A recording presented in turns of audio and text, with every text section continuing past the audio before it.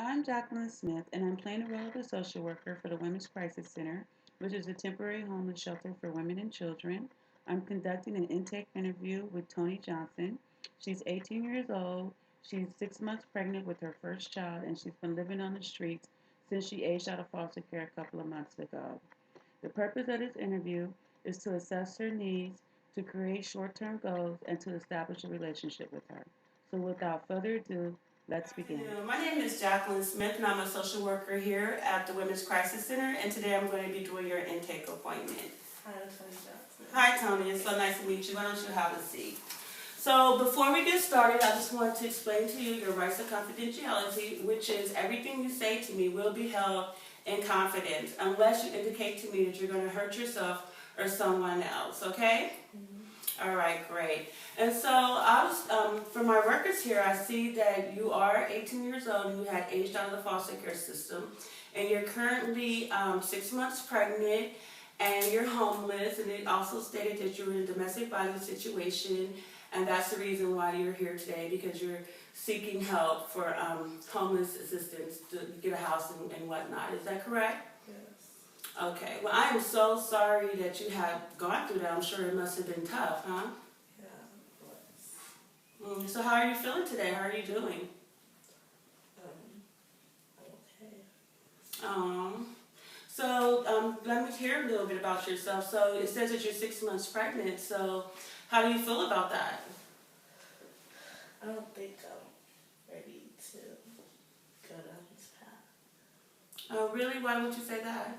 I don't know, it seems so sudden. Okay. So have you been able to go to the doctor yet? No. Okay. Well, I'm sure it's been difficult for you being able to just do your day-to-day and see the doctor and whatnot. Do you mind if I take notes so I can just keep track of everything? Okay, so great. Thank you so much. And so, why don't you tell me a little bit about yourself as far as your education? Did you graduate from high school? No, I didn't. You haven't? Okay. Well, that's okay. You know, all of us, we're not able to, just do it on the first try. So, what about employment? Are you working right now? No. You're not working? Okay. And so what about services? Have you received or applied for any social services like CalWorks or No. anything like that? Okay. And so I know this may be a little bit difficult for you, but could you tell me a little bit about your boyfriend? Like, where were you guys staying before you came here? We stayed at different motels. Motels?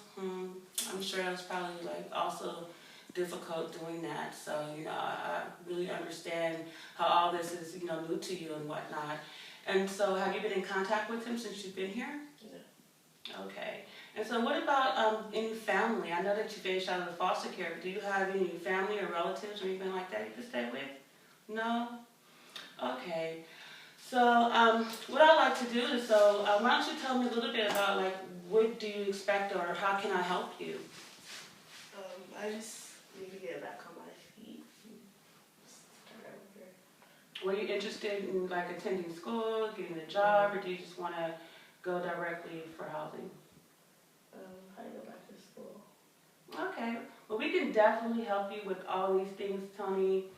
We can definitely help you get back to school, and we can, help you find a job, and then we can certainly help you with your living situation as well. So the first thing I like to do, if you don't mind, is schedule you an appointment to go see the doctor, because, I want to make sure that the baby is okay. How do you feel about that? That's all you. Okay, great.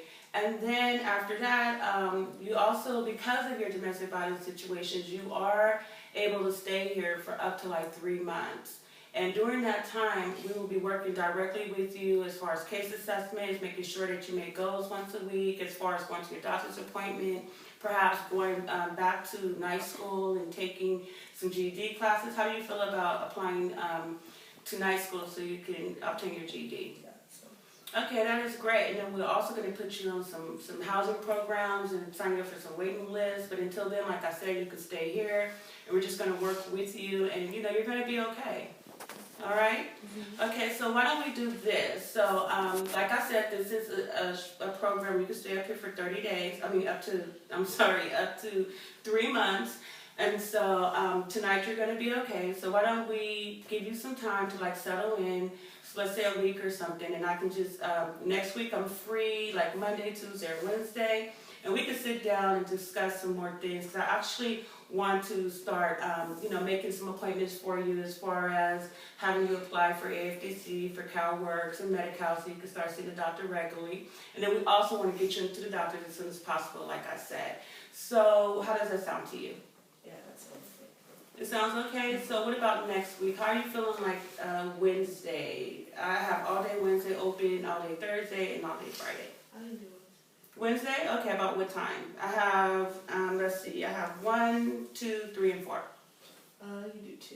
2 o'clock? Okay, 2 o'clock sounds great. So we're going to meet next week at 2 o'clock. And in the meantime, I really just want you to take it easy and settle in and get familiar with your surroundings and, meet the women here. They are really, bunch of, a great group of girls and women here. And we also have counselors that's at your disposal. Anytime you feel like you need to talk to someone, you can always grab me. I'm around. I'm here 40 hours a week, 5 days a week, Monday, Tuesday, Wednesday, Thursday, and Friday. I'm basically living here. But anyway, so you can always come and contact me or reach out to me. You don't need an appointment. If you see me, just stop me and I'll talk with you.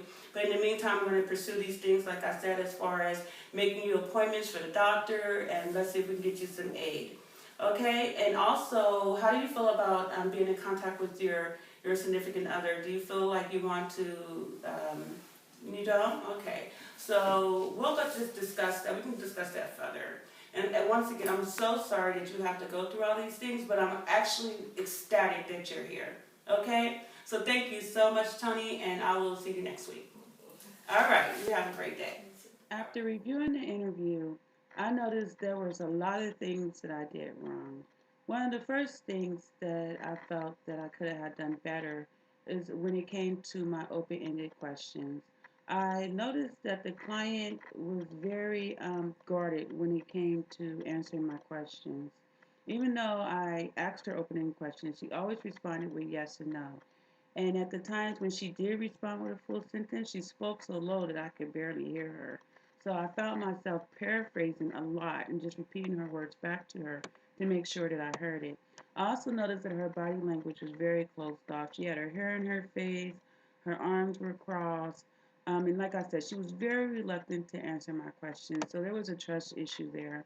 And I feel that was perhaps because she was in foster care and she had, was on the streets for a couple of months, and due to her age, that perhaps she have a trust issue. She just didn't want to reveal too much about herself just yet.